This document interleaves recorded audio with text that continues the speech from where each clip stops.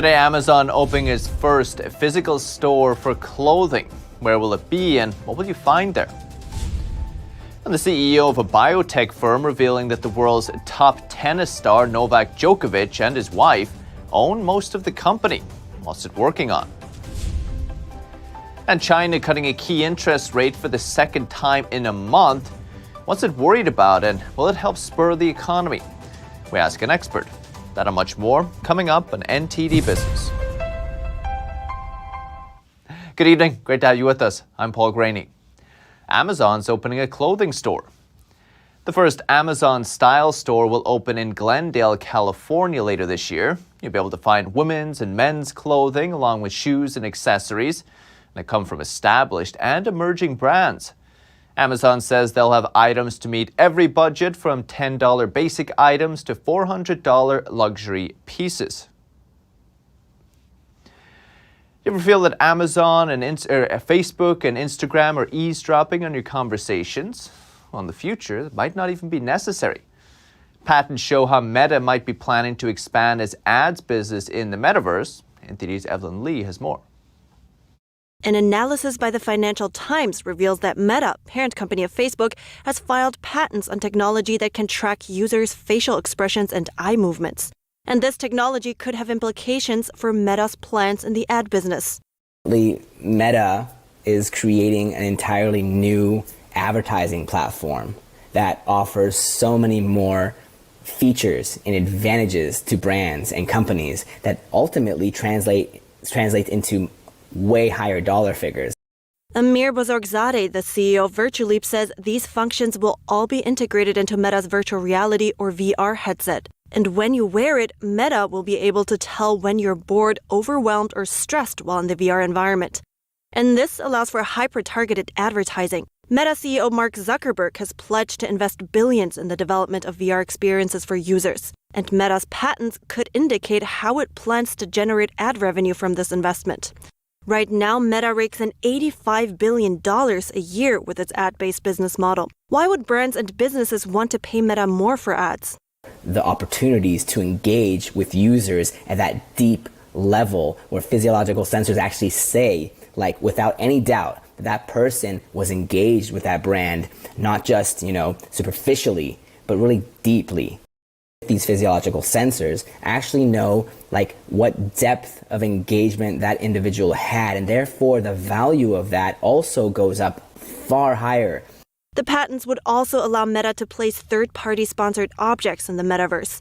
While this would benefit advertisers, a technology lawyer has expressed concerns. Britton Heller says ads based on involuntary biological reactions is a nightmare scenario, and most people don't realize just how valuable that could be. At the same time, there are no legal restraints in place yet. Evelyn Lee, NTD News. Would you pay for content on Instagram? Meta thinks you might. It's rolling out a pilot program that allows a small group of test creators to offer subscriptions for exclusive content on Instagram Live and Stories. It can charge as little as 99 cents or as much as $100 a month. For now, they'll get to pocket all that money, but Meta, which also owns Facebook, will start taking a cut next year.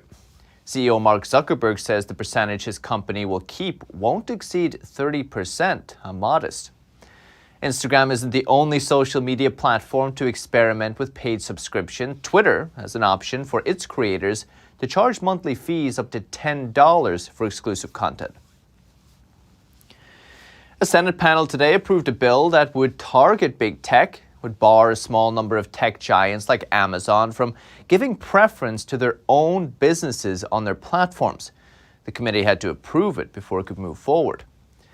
It did receive bipartisan support, but the industry was worried about foreign tech companies, so lawmakers expanded the bill to include firms like TikTok, which is owned by a Chinese company.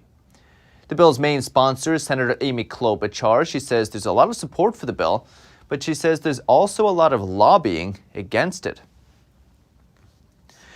It's been revealed that the world's best tennis player, Novak Djokovic, owns a large chunk of a biotech firm working on a COVID-19 treatment. The news comes after he was deported from Australia for being unvaxxed. NTD's Olin Richards has more.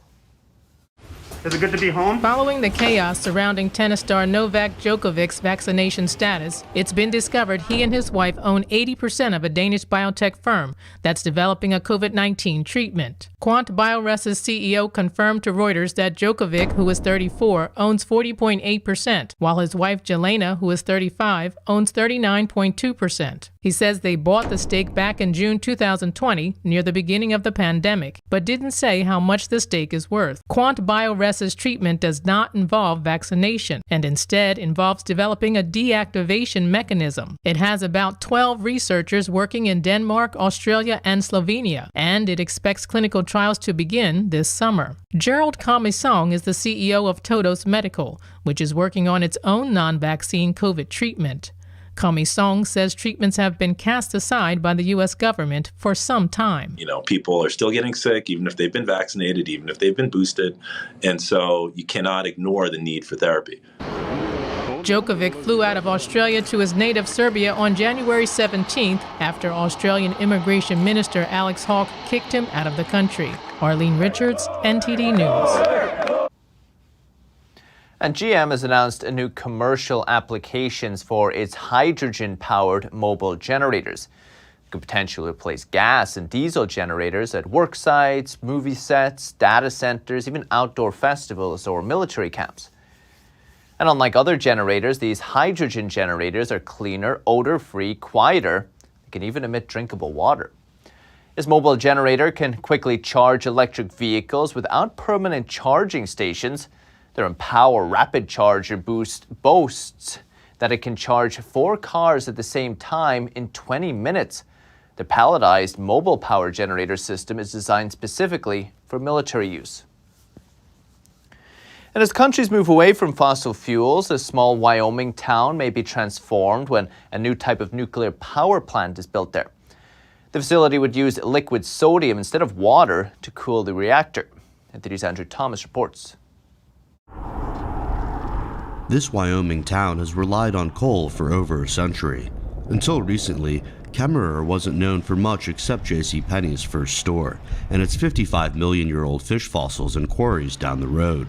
In November, TerraPower announced it had chosen Kemmerer for a non-traditional sodium-cooled nuclear reactor that will bring in workers from a local coal-fired power plant scheduled to close soon. I born and raised here in this community, and I did not want to have to leave. I have children here, I have parents here, and the idea of having to move away and work in another location was pretty scary. TerraPower has pledged to train workers, so anyone interested can transition to working at the nuclear plant when it opens. The timing works out really well. So most of those details have not been ironed out yet, but pretty much most of the people out here that are going to want to be part of that facility should have the opportunity.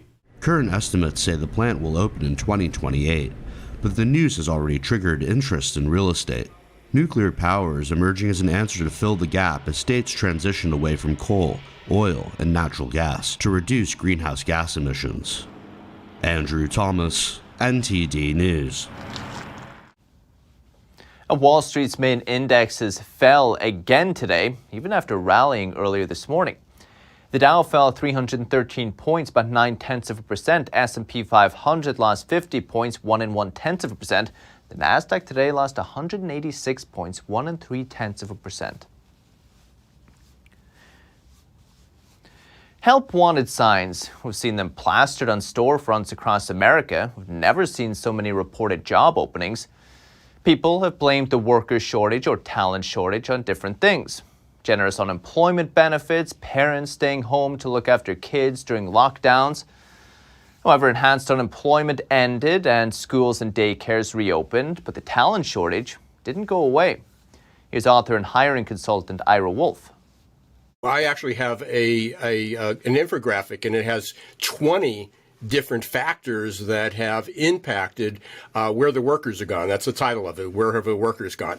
So there's, it's childcare, it's hybrid work, it's vaccinations, it's education. So there's a lot of reasons that we can go into.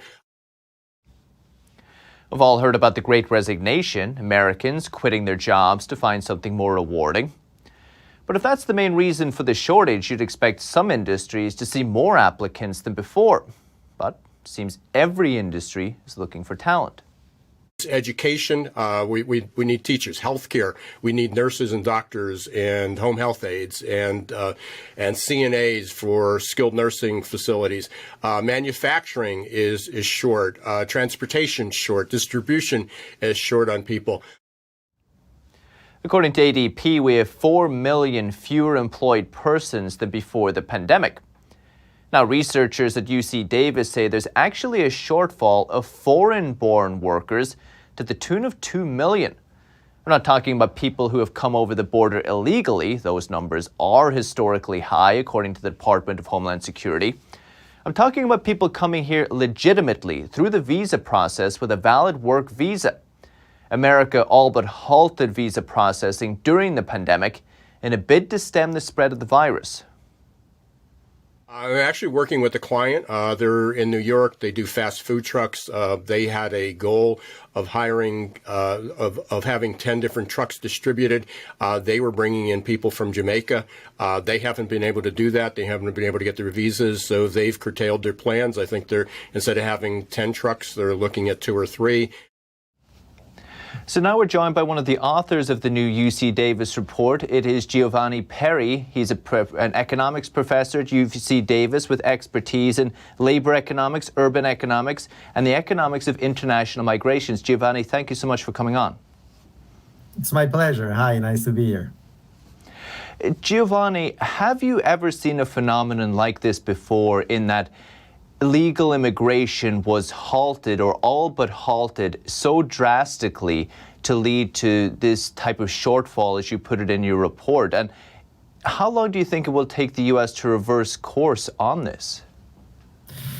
I would say that such a drastic reduction in the entry of immigrants and such a sharp slowdown and decrease in the number of immigrants in the United States is something we have not seen, in fact, since the 70s, since the more recent waves of immigration started after the reform of 1965.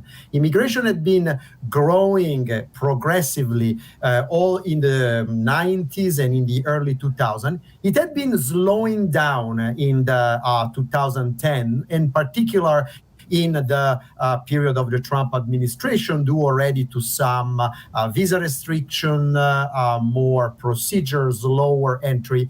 But this very sudden stop is clearly unprecedented, this that has happened in the last 2 years during COVID. How long will it take to recover? It will take a long time, because our immigration system, unless it changes, is not designed to really catch up on the numbers of the previous year. We have a cap quota every year. There are some processes that can be sped up, so we can go back to the rate of admitting immigrants as before. But these 2 million who have not come because of 2 years of missed migration are going to probably take a while before they are made up. I'm talking about several years it will take before we make up these 2 million of immigrants. Which industries in the United States do you feel are feeling the impact the most? So in this study, in this report, we look at different industries, and the 2 that stand out are food processing and food consumption type of industry, and hospitality and tourism type of industry. These are industries which have always relied significantly on immigrants, so their share of foreign worker has been large, in the order of 25-30% of all their workers are foreigners. And those are 2 of the industry which are feeling the most these labor shortages. They have the highest ratio of unfilled job relative to employment. So those are 2 examples. Construction will be a third industry which will significantly be affected. And I would say that then also some part of healthcare are going to be affected, in particular the one of assistance of the elderly, of the disabled. Those are sectors in which there is a large number of immigrants. So those are certainly going to be very affected by this lack of entry of immigrants. I must say it's a fascinating piece of research. Giovanni Perri, UC Davis, appreciate it. Thank you so much. Thank you very much. My pleasure, Paul. And Arizona and Texas have recovered all jobs lost during the pandemic. They join Utah and Idaho. All four just happened to be controlled by Republicans. They recovered thanks to population growth, with workers moving in from coastal urban areas. That trend started before the pandemic, but now more people are relocating from states with strict pandemic policies. In addition to labor, companies themselves have also relocated to more business-friendly states, like Tesla. It officially moved its headquarters to Texas in December. And if that pattern continues, Moody's Analytics predicts 1/3 of the states will return to pre-pandemic job numbers by the middle of this year. And a popular cryptocurrency trading platform says hackers stole $34 million from users on Monday. Crypto.com says it has reimbursed the 483 victims. According to the company, none of the accounts that had money stolen were using two-factor authorization. It's now implemented extra security since then. Users now have to wait 24 hours before withdrawing cryptocurrency to newly registered addresses. Cyber attacks on cryptocurrency, though, are nothing new. Users of one Japanese exchange lost $97 million to hackers in August. Even as far back as 2014, a theft of $400 million shut down major Bitcoin exchange Mt. Gox for good. And the Federal Reserve's long-awaited report on a digital U.S. dollar is out. Didn't say if the central bank will launch the digital currency or not, but the paper did lay out the risks and potential benefits of a central bank digital currency, or CBDC. One benefit is it can make payments much faster, but challenges include financial instability and privacy risks. And unlike the Fed's plan to raise key interest rates, China just cut interest rates amid concerns of an economic slowdown. So will it help prop up China's slowing economy? NTD's Colin Fredrickson takes a look. China's trying to boost its flagging economy. On Thursday, China lowered its one-year loan prime rate by 10 basis points to 3.7% from 3.8%. And it reduced the 5-year loan prime rate by 5 basis points to 4.6% from 4.65%. It's the first cut since April 2020. It could make mortgages a little bit cheaper. How well will this strategy work? I don't think that's going to be enough to stimulate their economy sufficiently, especially with the COVID cases where they are today. So you're likely to see further interest rate decreases by the Chinese central bank going forward throughout this year. Unlike China, the Federal Reserve is tightening its monetary policy. It's expected to raise interest rates 3 or 4 times this year. So why are the two countries going in opposite directions? Finance professor Michael Busler thinks this is because they are facing different problems. The Federal Reserve wants to take some excess demand out of the economy and reduce inflation. China has exactly the opposite problem. They've had high growth for the last decade or so, and most of that growth has been financed with debt. Busler warns that China's central bank needs to be very careful. If it drops the interest rates too much, it could overstimulate the economy and inflation. That's why central banks always go slowly with this. 1/4 of a point, you wait a couple months and see what happens, maybe 1/4, half a point drop, wait a few more months and see what happens. Considering the upcoming Olympics may stimulate China's economy to some extent, Busler thinks China's central bank will probably reevaluate its position and determine what's needed in the future when the Winter Games are over. Colin Fredrickson, NTD News. With that, we're going to take a quick break, but still to come. Ford is recalling nearly 200,000 vehicles. What's the risk and what models are affected? And TripAdvisor unveiling the year's most popular destinations. Which city took the #1 spot? That and much more coming up on NTD Business.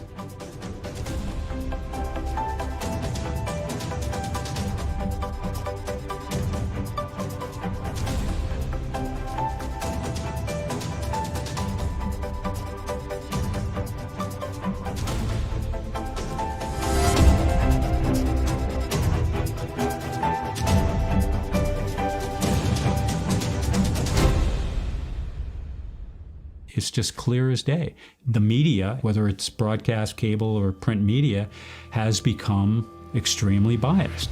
And I started looking online for alternative ways to get information. And I saw an ad for a free trial. And I looked at it and I said, Epoch Times. I mean, come on, this is end of days type of stuff. I mean, what are they going to be talking about here? And I said, well, it's a free trial. Let me dig in. Is it giving me both sides? Is it giving me an objective point of view here? I have looked for opportunities to see where they might be biased, and I don't find it. It has given me a level of trust in media that I didn't think I'd ever get back. I love the Epoch Times because it has renewed my faith in the idea that a reliable, responsible, non-biased source of information is available. And I can say that I love it because of that. Secure, the true solution for your digital privacy and security. Secure is a private and secure messaging and email solution hosted in Switzerland, using military-grade encryption and Swiss privacy laws, giving you true privacy. Secure is 100% private and does not collect or sell any of your personal data. Secure's Helix technology connects you securely to our Swiss servers without the need of a VPN, guaranteeing privacy and security for all your communications. Secure Messenger doesn't require your phone number or any personal data that hackers target. Chat by Invites allows you to chat privately and securely with anyone outside of your secure network without the need for others to download Secure.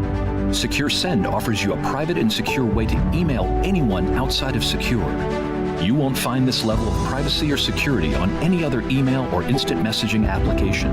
Visit secure.com. Regain and protect your privacy today.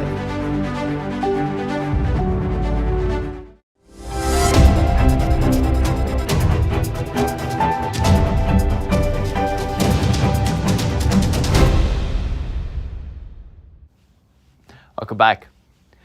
You might soon start paying more to wash your clothes. The maker of Tide and Gain laundry detergent, Procter & Gamble, has announced a price hike.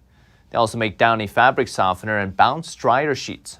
The company said Wednesday it was raising prices for retail customers by about 8% next month. Procter & Gamble said the move is intended to offset some cost pressures. U.S. consumer prices rose 7% last year, the steepest climb in prices in nearly 40 years. Not as bad as Mexico. It ended 2021 with an annualized inflation rate of over 7.3%. That's the highest in 20 years. Its impact's being felt right down to the high cost of limes. NTD's Andrew Thomas has more. Central de Abastos in Mexico City is a market that caters to restaurants and other food businesses. Here, vendors and consumers are worried about the price increase of fresh produce, especially the skyrocketing price of limes. For food vendor Daniel Velasquez, the prices have gone up too much. The price of limes has gone up too much, from 10 to 15 pesos per kilo to 65 pesos. We can't even afford to make lemonade. The increase of the cost of limes reached 150% last year. The fruits are a staple of Mexican cuisine and are used in almost all everyday dishes. Carlos Gonzalez is the Director of Economic Analysis, Stocks and Currency Exchange for Mexico's Monex brokerage. He explains that the rise in the cost of limes and other produce was due to several factors. Definitely, it has been the combination of several factors, such as a harvest season that has been shorter than expected, and significant increases in other components, such as fuel and energy products. From Asia to America, many countries have been hit by inflationary pressures. These issues are associated with the pandemic, the drops in supply, and increases in food and energy prices. Andrew Thomas, NTD News. And Ford is recalling nearly 200,000 vehicles due to an issue that could cause the vehicles to roll away. Automaker says high temperatures and high humidity can cause the brake pedal bumper to separate from the brake pedal. This could lead drivers of some vehicles to accidentally shift out of park and roll away. The issue could also cause the brake lights to stay lit, confusing the drivers of other vehicles. The recall affects the 2014, 2015 Lincoln MKZ, 2014 and 2015 Ford Fusions, and 2015 Ford Mustangs. Ford says impacted customers can take their cars to dealers to replace the brake pedal and clutch pedal bumpers free of charge. The vehicles must have been sold or registered in 9 southern states as well as Hawaii. And the world's most popular travel destination for 2022 isn't Paris, Rome, or Hawaii, or any of the other usual places. According to TripAdvisor, it's Dubai. In the United Arab Emirates, the 20th century fishing village turned 21st century global hotspot tops TripAdvisor's Traveler's Choice Awards for 2022. London came in behind Dubai at number 2, with Cancun, Bali, and Crete rounding out the top 5. That's the latest business updates for today. You can still catch NTD Evening News with Stephanie Cox. That's at 6:30 p.m. Eastern. For NTD Business, it's all for today. Thank you for watching. We'll see you tomorrow.